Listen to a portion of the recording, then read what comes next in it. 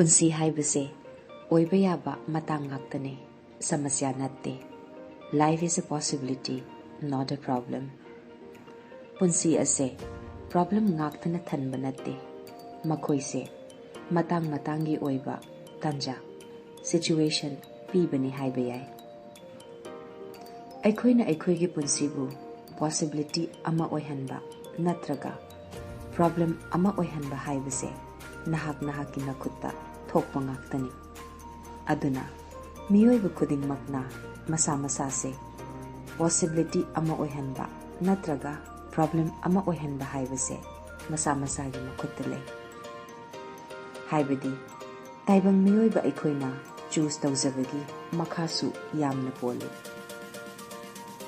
Yauri aikhoida tongan tongan ba gun kaya isa isa gi asengba capability kaya samna hairabada equanimity any aruba situation phibam amabu karam haina ingna tapna handle tawba balance tawba amasung exuberance haibadi any situation amabu karam haina phajaba nungaiba romda onthokpa ngambagi gun.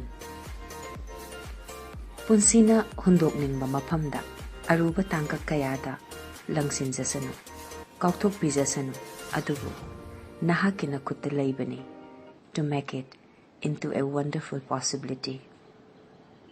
Asum haina nahakna thengnaba khudingbu problem oina khalaklaroi maramdi you are not a problem.